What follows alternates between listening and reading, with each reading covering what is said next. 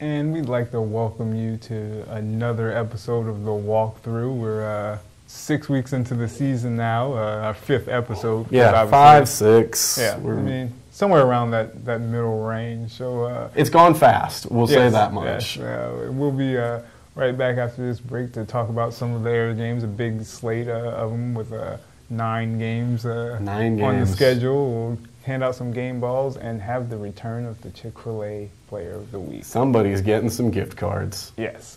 So we'll have all that right after this break.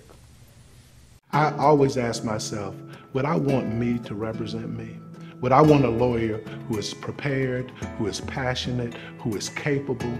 And every day that we represent our clients, we're telling our clients that you can count on us to bring every skill, every ability, and all of our passion in representing your interests. That's what it means to count on Chandler. That means that you can count on us to fight for you. And we are back to hand out some game balls from this week's action. Had a lot of big performances. A lot of game balls. Some would say too many. Too many big performances. And a lot of deserving candidates that definitely aren't going to get them because of, well, the way that they package the magnets. Pretty much. But we'll get right into it. And for starters, I'm going to hand one out to Barnwell's Ty Frazier. He kind of set the tone early with a 95-yard kickoff return. Later on in the game, he had a 56-yard punt return, and a route by Barnwell ended up with 194 all-purpose yards for them.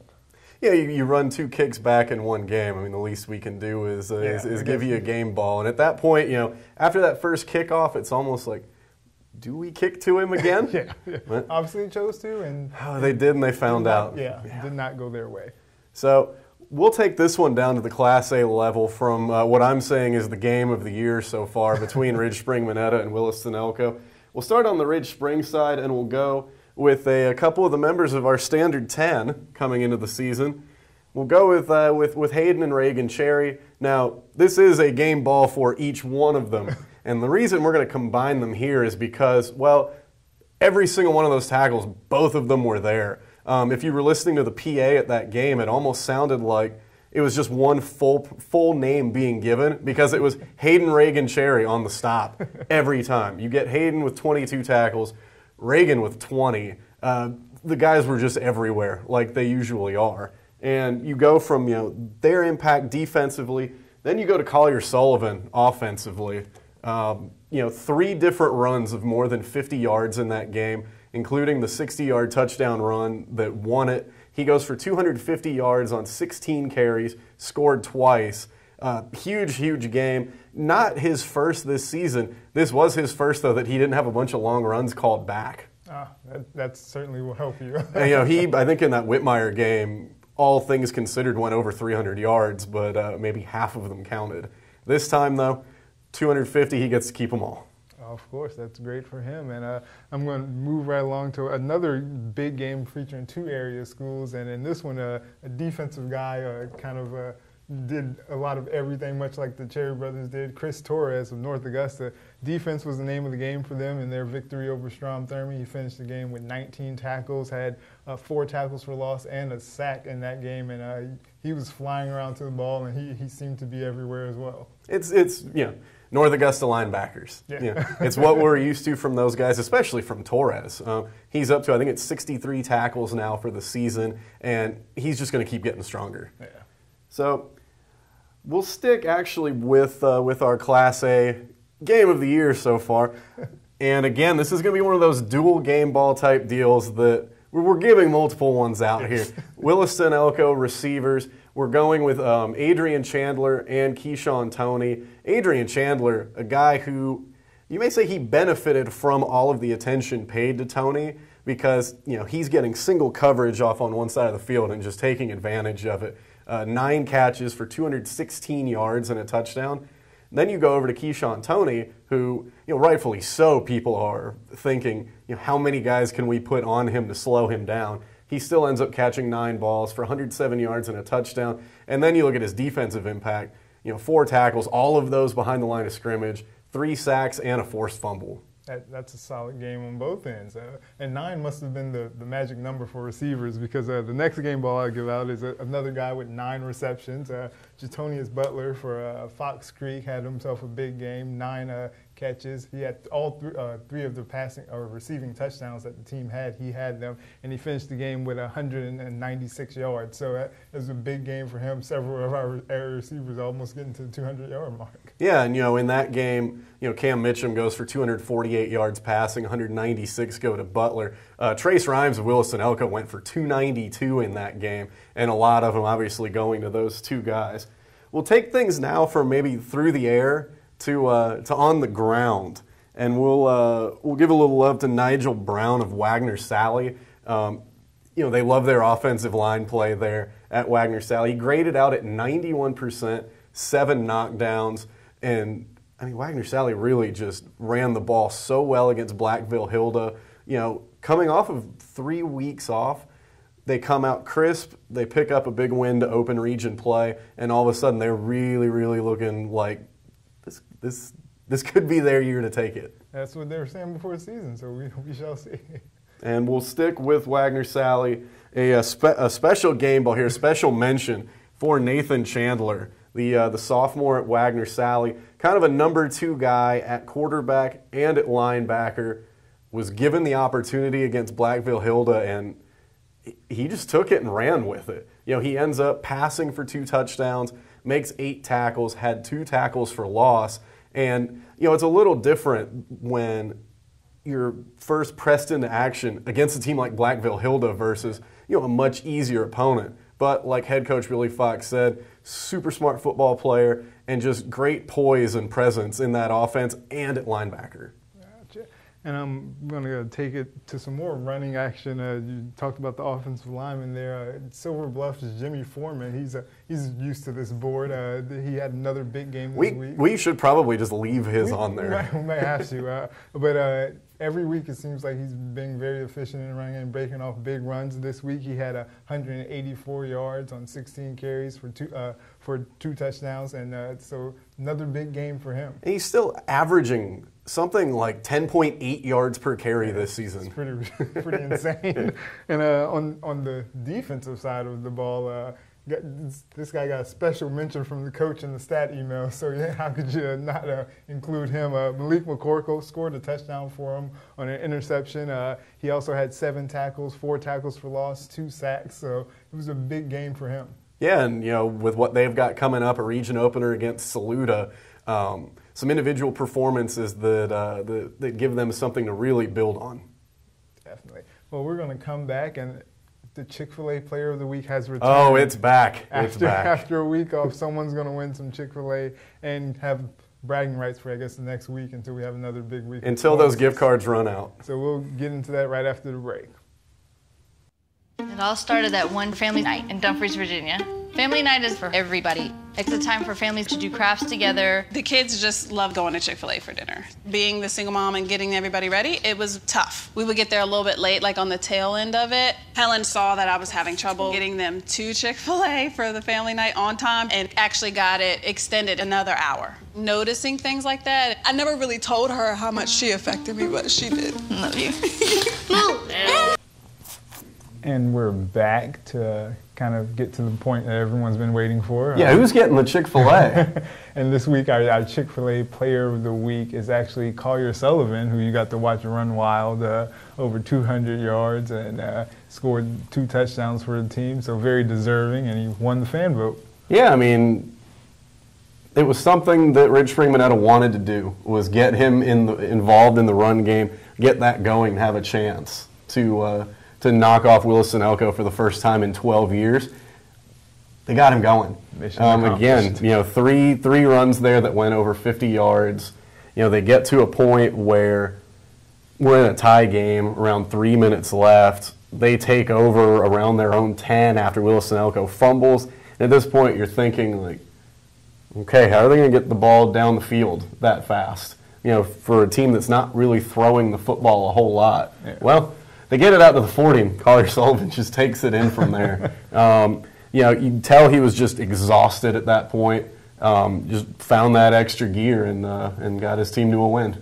Well, congratulations to Collier Sullivan. One of us will be out there to award you with some Chick-fil-A and some good stuff. So congratulations to him once again. And shifting gears now, we're going to go into everyone's favorite topic, the high school media poll. Well, and it can kind of be a seamless transition because we had one positive mover this week. Indeed. And Collier Sullivan had something to do with that. Definitely. Ridge Spring Minetta moved up to the number 4 spot in the Class A poll. They're still 2 spots behind Wagner Sally, who's holding down the number 2 spot early on in the year. So at some point, something's going to have to give there. Yeah, we'll see. Wagner Sally is 1/3 of the way through a pretty important stretch. Yeah. Last week at Blackville Hilda, this week at Williston Elko, in 2 weeks at Ridge Spring Minetta. You get through those 3 unscathed, and I think you kind of have the right to complain about maybe not getting at least a number 1 vote. But yeah, maybe they will get a number 1 vote after that. But it's still a tall hill to climb. It is. It's still a tall hill to climb. They know they have their hands full this week, but you know what? They're a handful for everyone else. That is true, but on up to the Class 2A level, and it doesn't seem like anything's ever going to change here. Abbeville 1, Barnwell 2. Got some big games coming up down the road, so I think that's when we'll see some things shake up there. Yeah, Barnwell, that late season schedule, if things go as I guess they're projected to in terms of that Wade Hampton game, if it's rescheduled, if that goes at the end of the year, with Wade Hampton being undefeated right now. You look a couple weeks before the end of the season, you've got that Bamberg game. That's the big money time right there on that regular season schedule, and that's where we could see a big shakeup. Yeah, and Class 3A, Strom Thurmond, number 7, holding steady. Yeah, holding steady despite a loss to North Augusta. Obviously, a Class 4A school, so they're still there. Dillon is still number 1. Yeah, that will not change. I think Dillon could drop the football program and they'd be number 1 in the preseason poll the next year anyway. Yeah, pretty much. But they're there. No, kind of backtracking here, but forgot to mention Silver Bluff receiving votes. Silver Bluff receiving votes, yeah, after. You never want your homecoming game to go down to the wire. Yeah. I know that they don't really schedule it that way in high school the way they do like in college. We've heard some comments in the past about guys, maybe feeling slighted that they were someone else's homecoming opponent. They don't always do it that way. Yeah. So, that game Silver Bluff had with Swansea, obviously a difficult one. They come out on top. They're still in that receiving votes category. But, big one with Saluda coming up to open region play. And, that's a big-time region. There's definitely a chance to make some serious noise. Definitely. And you know what though? They stay in receiving votes.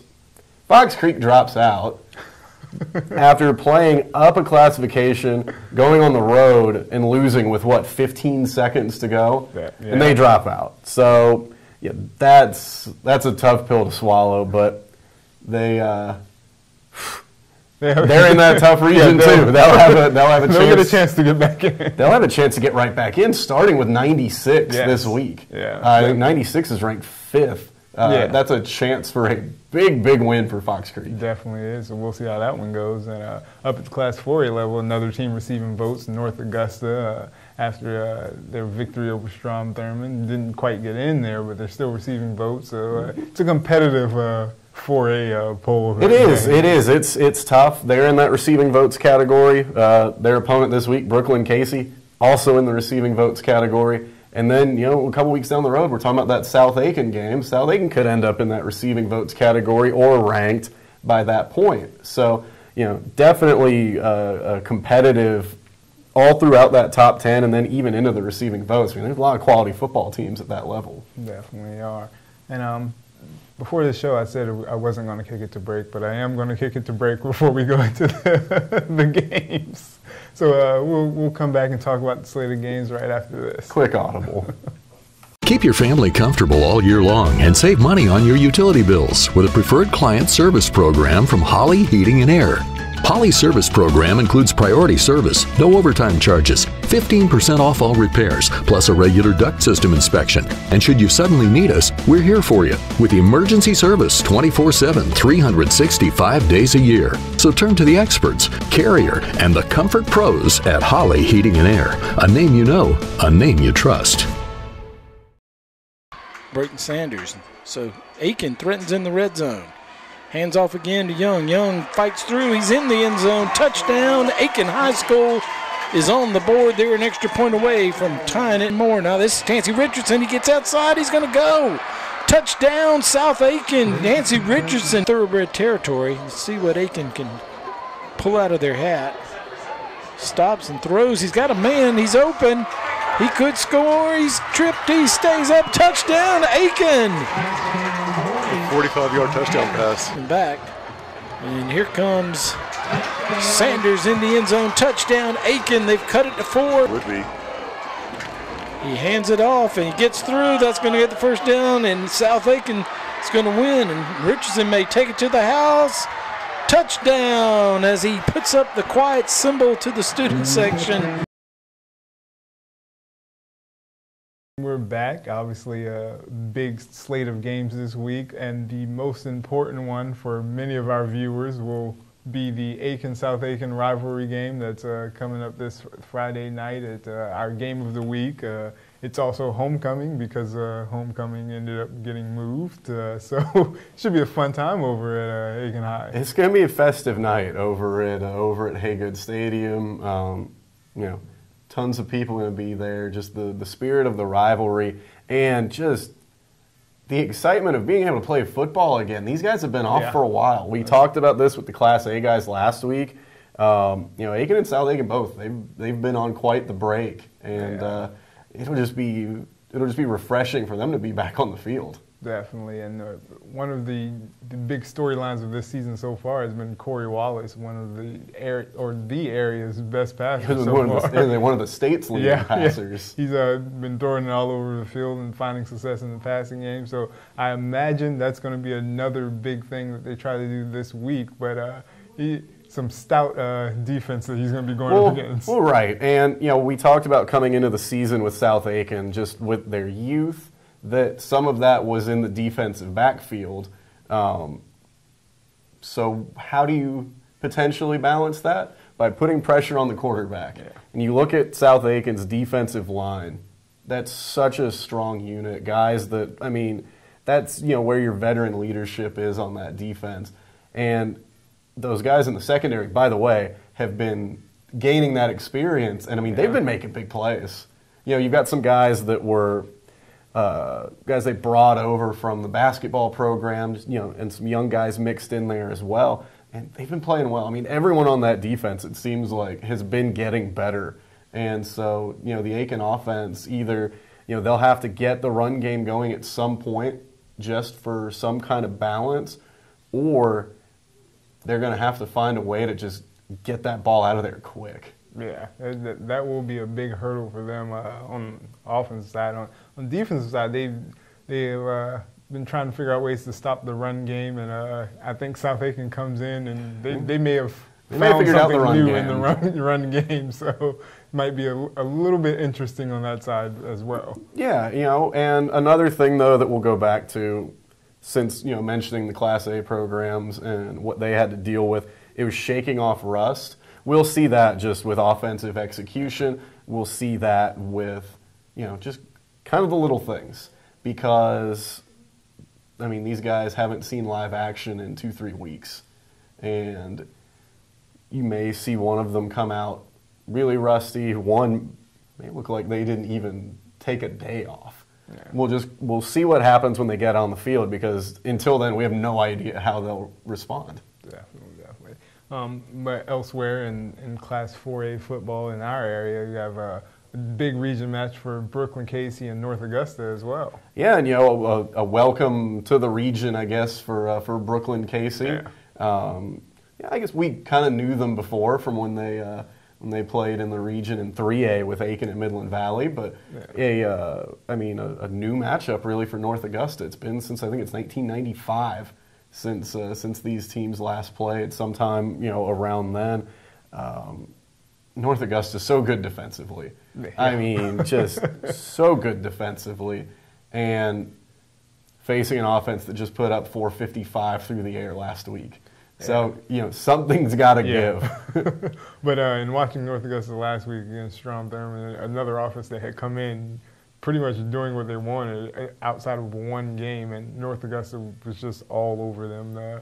And several guys in the backfield, they held the area's leading rusher in check. So you said Brooklyn Casey comes in having thrown the ball well. We'll see if they have an answer for that too coming into this week's game. Yeah, and just a big-time game to start out region play, and a chance that we can see the types of things that North Augusta is improving on offensively. You saw some different looks, some different things they were doing in that Thurmond game. We'll see, how the game plan fits against the types of things that Brooklyn Casey likes to do. It definitely will. And then to round out that region action there, you have Airport taking on Midland Valley. Oh, these two don't like each other. Yeah, it's kind of a rivalry game, and we saw it a lot with basketball actually a couple years ago. Well, and I don't know how many holdovers we have from when that was a really contentious rivalry, but there's still people in place at those schools that know about it and that are well aware. Yeah, not big fans of one another, those two. So I think we've looked at this in past years like, okay, this is just going to be a shootout type game. It looks like we'll probably see something like that again. These are, two passers especially that are just really hot right now. Definitely, and obviously Puckett has been going out throwing from more than 200 almost every week and getting the ball into those receivers' hands. So that's one thing. And the defense finding a way to kind of get a few more stops than maybe they have in the past weeks will be the difference in this game coming up. And it'll be interesting to see how Airport deals with that Midland Valley offense. And for that defense, sometimes it just takes a stop, a second stop, and then suddenly they're rolling. So we will see, again, Airport hasn't really been stopped lately, but they haven't played at, the 4A level against, region opposition the same way. So we'll see. And again, this is, now because this is region play, and same deal with Aiken, South Aiken, same deal with North Augusta, Brooklyn Casey, whoever we talk about. These are games that influence playoff seeding. Yeah. Nothing that happened before really matters. Right. Actually. But I mean, even now, the way that the seeding goes, you look at a team that maybe hasn't been to the playoffs lately, a team that has struggled lately, and then you look at teams that easily have gotten into the playoffs, or in the case of Brooklyn Casey coming up, a team that did well at the 3A level, played for a lower state title. All of a sudden, you're looking at after one game, somebody pretty much is already going to be in the playoffs, and somebody's already going to be out, just about.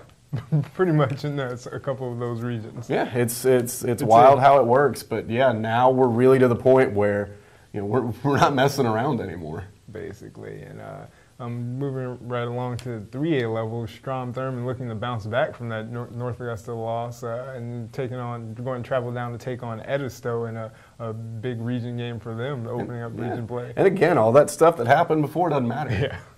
Yeah. And they can look at, you're talking about a 4-2 record right now. In those two games, you're looking at 3 total points scored against 4A defenses in South Aiken and North Augusta that anyone in the state would love to have. Yeah. Those other games, they're scoring 30+. Yeah. So it's a matter of, you get back to doing, what worked so well, and they know that anybody they play from here on forward on that defensive side of the ball, it ain't North Augusta or South Aiken. Yeah, they're not going to be that good. Definitely don't think we'll see Edisto coming out the way North Augusta did. Yeah, I think Edisto's off to a decent start, too. They're in that others receiving votes category in 3A, but, they're not. Yeah. It's North Augusta and South Aiken are just completely different animals, and so it'll be kind of just a getting back on track kind of thing. And we saw it last time when they played South Aiken. They came out the next week and handled business and returned to form, so to speak. And so I'm kind of expecting a little bit of that again. And, it's a thing, too. You saw them play in that North Augusta game, and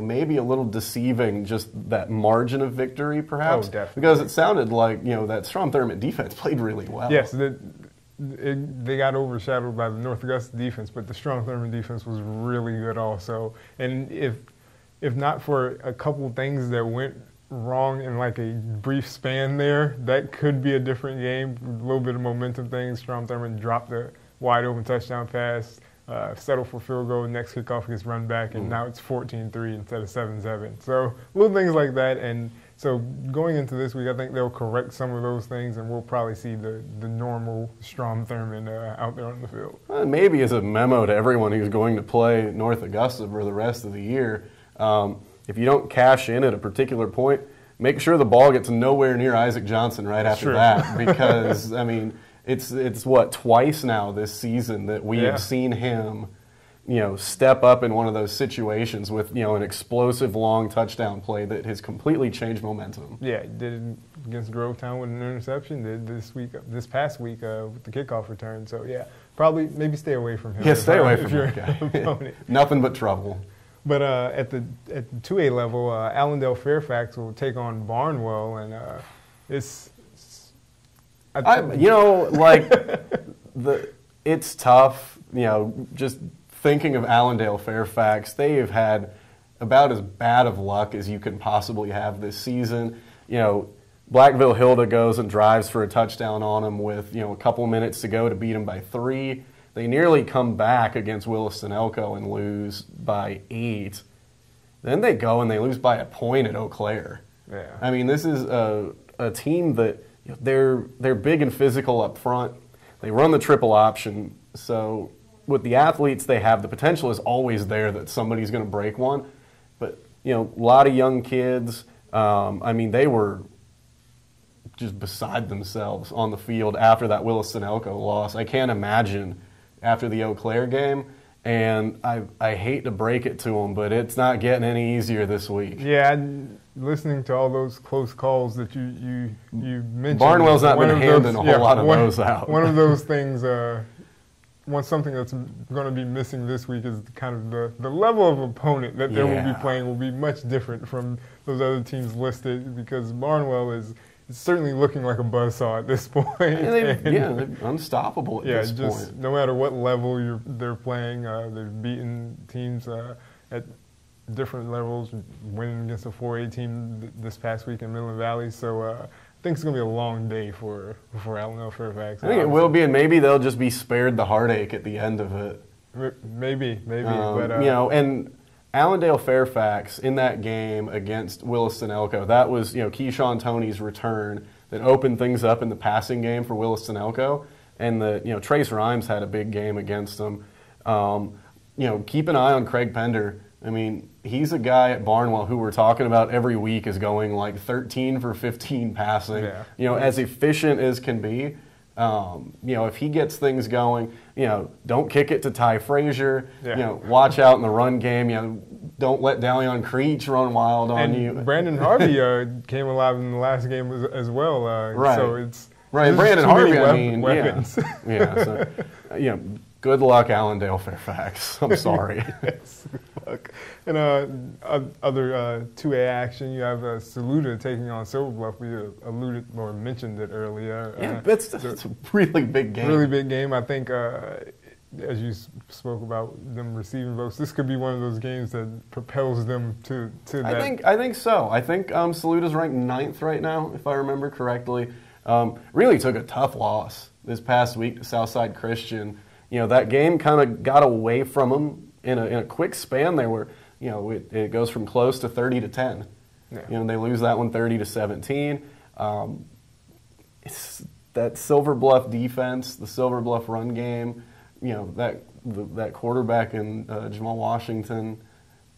Man, that's tough to try to bounce back against. Yeah, it's going to be a tough one, but you've seen from Saluda, they've played a lot of bigger competition. Yeah. So I think they've prepared themselves pretty well for this region battle. They have a pretty good passing game themselves. And, Definitely. So I think it's really going to come down to, as always, the big plays on defense. Yeah, so maybe keep a special lookout for Malik McCorkle to see if he can strike again. Yeah, him or Donovan Bush. There's several. Yeah, Donovan Bush maybe will have another 18 tackles this week. The list is kind of endless for that defense. So sensing a theme here with our area schools, strong defenses. So. We've got good defensive teams. We really do. So that's one thing to be looking out for. And our final Class 2A school, we've talked about tough losses.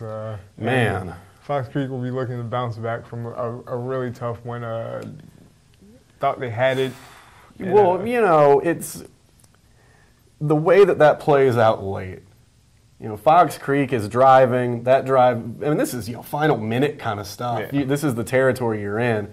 It looks like it's stalled out for them. 4th and 10 at the 50, I think it was. Just bat the ball down, just make one stop, whatever type thing. And, I mean, come on. Fox Creek, they've got the big plays, and they get that touchdown to take the lead. And, man, if Crescent doesn't come right back down the field and score with 15 seconds to go. That's a tough one, but, the kids will have to regroup from that fast because now this is region play now. So, it's region play, and it's a 96 team that – they're rolling right now despite, being dealt a significant loss in quarterback Cantavius Williams being suspended indefinitely. Haven't heard any more on the issue, but it's been a couple weeks and he hasn't played. Yeah. So they played Dixie this past week. Dixie's a really interesting team down at the 1A level, a highly ranked 1A team. When we saw them down at Williston-Elko in the Class A playoffs last year, they run it with a bunch of guys, just a really strong team defensively, and 96, without their quarterback, behind that offensive line, because they know that's the strength of their team. You get 2 other guys go for over 100. They win 12-0, and they completely shut down a Dixie team that, had been moving the football on pretty much everybody so far. So, they've overcome that loss of their quarterback, and it makes it sound like just with the type of offensive line they have, they could succeed with a variety of guys back there taking snaps. Well, this is a Fox Creek defense that's, it's pretty good.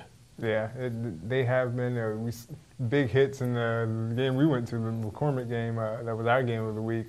You saw them flying around the field, putting on big hits. So it should be interesting to see if they can slow that 96 offense that has been kind of doing what it wanted. Yeah, and the Crescent team they just faced coming into that game, that was a Crescent offense that had gone more to the power run style.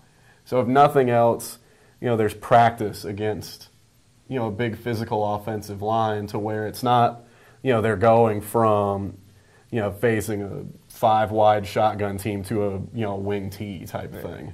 Definitely. So it's, some of those same things they can be working on this week. So it's not a complete, change in preparation. Definitely. And down at the Class A level, the region will continue to take shape this week. We've got another big one featuring 2 area teams, Williston-Elko and Wagner Sally will be doing battle this week. And as you mentioned to me earlier, someone could find themselves already kind of out of the mix for the region title. Yeah, and, it's what a tough region this is. Yeah. We talked with Wagner Sally. It's that 4-week stretch where it's at Blackville, at Williston, North, at Ridge Spring. Sorry, North.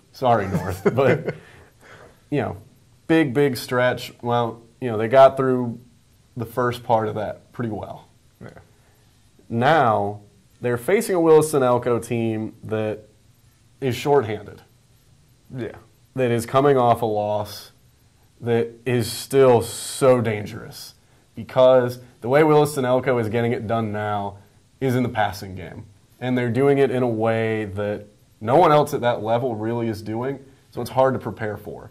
And, talking with Willie Fox earlier, the way that teams play against Wagner Sally, their defensive backs aren't necessarily asked to go one-on-one in pass coverage for, 34 pass attempts in a game. Yeah. So it's going to be something different for them. And the emergence of Adrian Chandler means you've got guys on either side that you've got to pay attention to. It's not just, we can load up on one side to stop Keyshawn Toney, or, the way that Adrian Chandler played last week, load up on one side to stop him because the other one's on the other side. So, really interesting, and it'll come down to Wagner Sally's pass rush. Well, yeah, that's a good luxury to have at the Class A level, two guys like that and a kid that can get it to them. Yeah, at Class A level, you don't talk about having wide receivers like that. Yeah. You don't talk about having an athlete like Keyshawn Toney at that level very often. You bring in a guy in Adrian Chandler who, Derek Youngblood told me that, 2 years from now, we look back on this, he'll be one of the best players in the state of South Carolina. Wow. Williston Elko, they have a habit of churning out, that kind of athlete. But so on the Williston Elko side, they've got to find a way to, granted, we just talk about how that offense makes things difficult for Wagner Sally's defense. There hasn't been an offense that's done things easily against that defense. And they do, the kinds of things that, Williston Elko's going to have to be on the money. Yeah. These are going to have to be, quick throws from Trace Rhymes because, as Willie Fox noted, he's putting the ball just about exactly where he wants every time.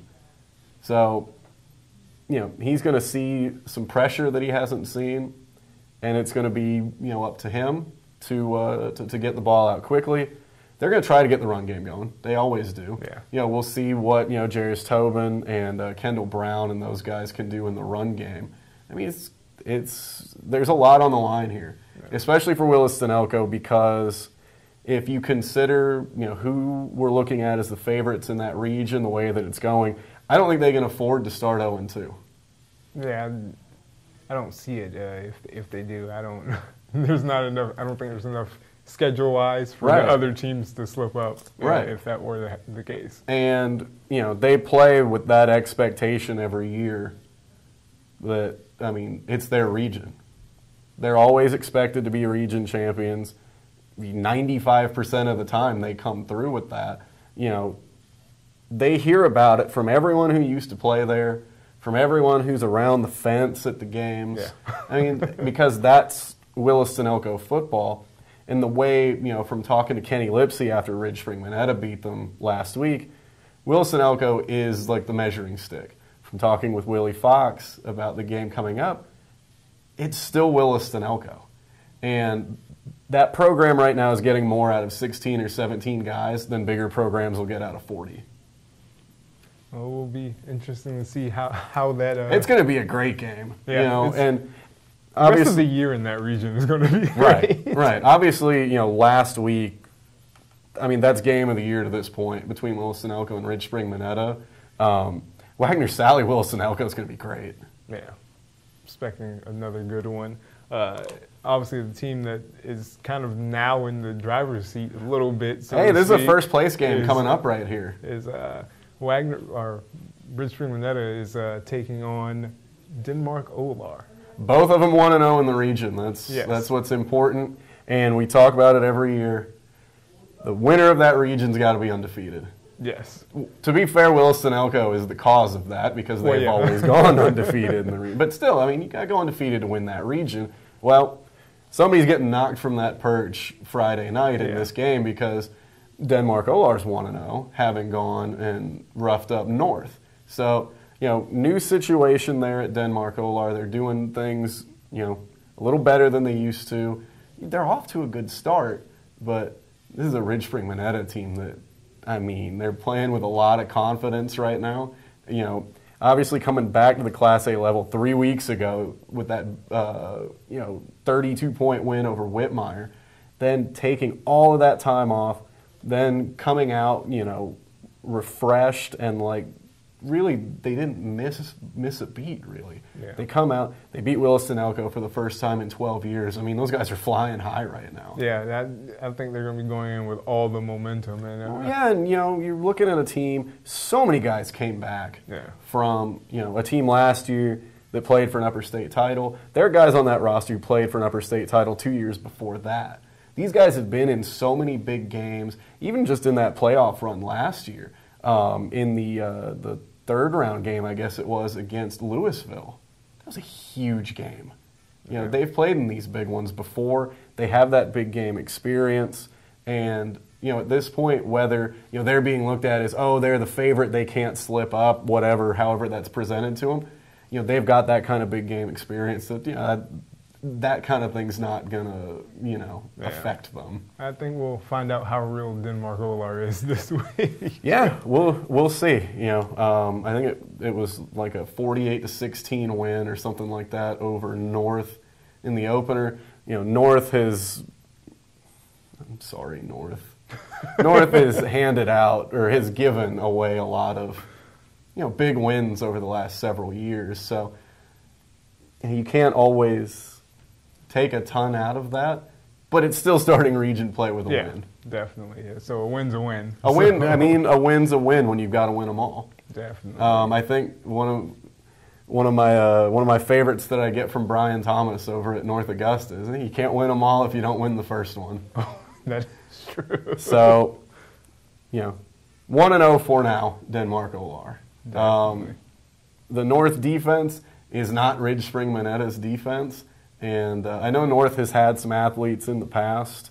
They're not really producing guys like Jerry Tyler and Collier Sullivan and Brendan Frazier and, you know, just so on down the line. I mean, this Ridge Spring Monetta team is really, really good. Well, we'll take a quick break and then come back and wrap things up here on the walkthrough. You can't always be there to protect her down the road. Make sure the tire she's riding on will. With the revolutionary Michelin Premier tire, even when half worn, it's still safe, thanks to EverGrip technology. The Michelin Premier tire, safe when new, safe when worn. Well, that's all we have for you this week on the walkthrough. Another episode, and we'll see you guys out there on the sidelines, having some big games. I'll be at the Aiken South Aiken game. Maybe I will see you guys. Yeah, a sea of people out there. So, and do you know which game you're going to yet? Or? No.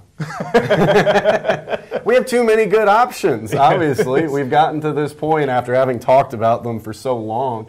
I mean, it's not quite a little 6-game list where 5 of them are bad. I mean, yeah. There's a lot of good choices this week. So we'll break that news on Twitter in a couple days. All right. Well, for Kyle Dawson, who you may see at your game this Friday night. Maybe. I'm Eric Russell, and look forward to seeing you out there. And until next week.